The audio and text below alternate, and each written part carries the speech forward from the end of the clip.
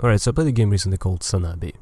So I'm trying to sit here and trying to think of an objective opinion, comparing what I've played in the past and what I've played recently.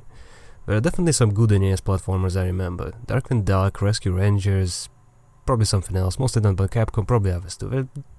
Then there is a Time Spinner in more recent times. Also Owlboy, Webbed, probably something else I've forgotten. But yeah, this is the best one, and others don't really come close. They have their own strengths, and this probably won't be everyone's favorite platformer. Can't appeal to everyone, but SANABI, in my opinion, is as good as it gets.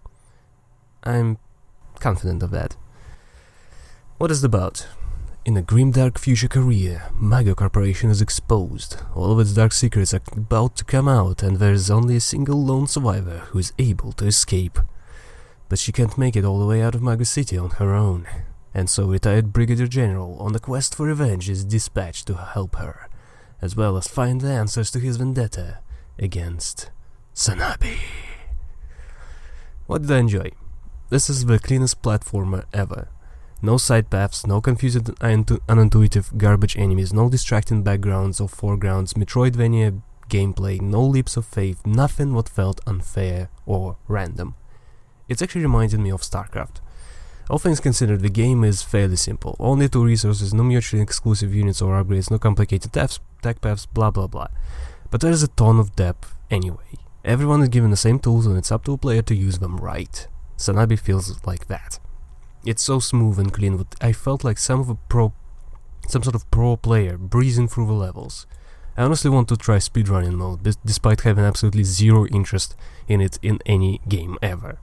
Not that I'd go for any sort of record, but it's simply so satisfying to complete it. Just like when the macro cycles align and all the units come out on time for a timing attack. I especially adore the swinging with a grappling hook, and by the way, never played a game with a grappling hook this satisfying.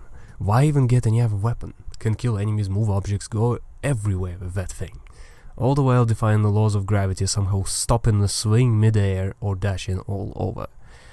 The end of the game was especially great once the air dash is unlocked. It's a little clunky and refuses to aim where the player points, instead going for whatever is closest, but once I accepted that, yeah, that was smooth.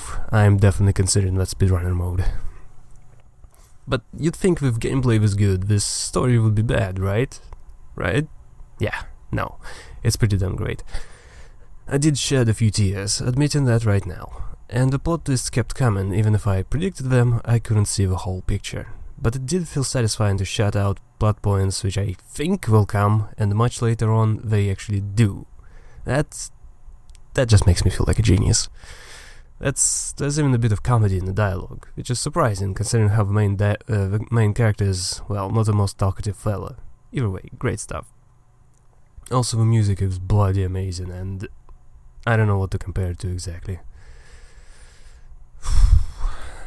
Yeah, I don't have much to say about it. Just get the soundtrack, look at it, it's so good, and listen to it.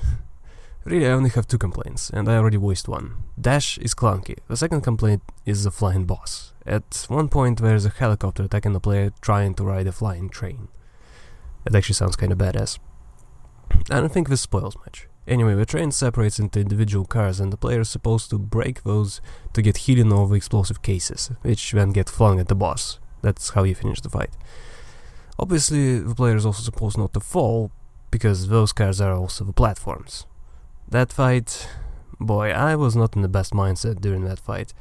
It feels exactly like the opposite of how the rest of the game feels. It's clunky, it's slow, and it's random. But of course it was possible to predict where the rockets will go, how often the platforms will break, where is it safe to go, etc, etc. It just feels bad to play. I kept trying to rush it and be fancy, but it only bit me in the ass sooner or later. It was part of the game, which, honestly, the only bad part of the game. Although I wasn't a big fan of that entire district. Meh. Especially after the factory. I absolutely adored the factory and wanna replay it again. Wanna crank up the difficulty and just go through the last part of that level. So stressful and fast and just amazing. I didn't even notice myself actually sliding to the edge of my seat. All the while I just stopped blinking as well. That's the kind of rush I haven't experienced for over a decade. So, yeah, I'm not a platformer guy. I play them sometimes, but it's a rare thing. I feel like a platformer fan is almost synonymous with being a masochist. This game made me rethink that. Maybe there are other gems like this, but I still see a whole slew of different platformers aimed at people who would think that I want to be the guy, it's easy, and that NES games of going back to the beginning is a way to go. Both of those people in games can go suck a lemon, or fart in a phone booth, or be forced to play nothing but cannon rushers in StarCraft. Meanwhile, I'll enjoy SANABI and suggest everyone else does the same, for it is truly something amazing.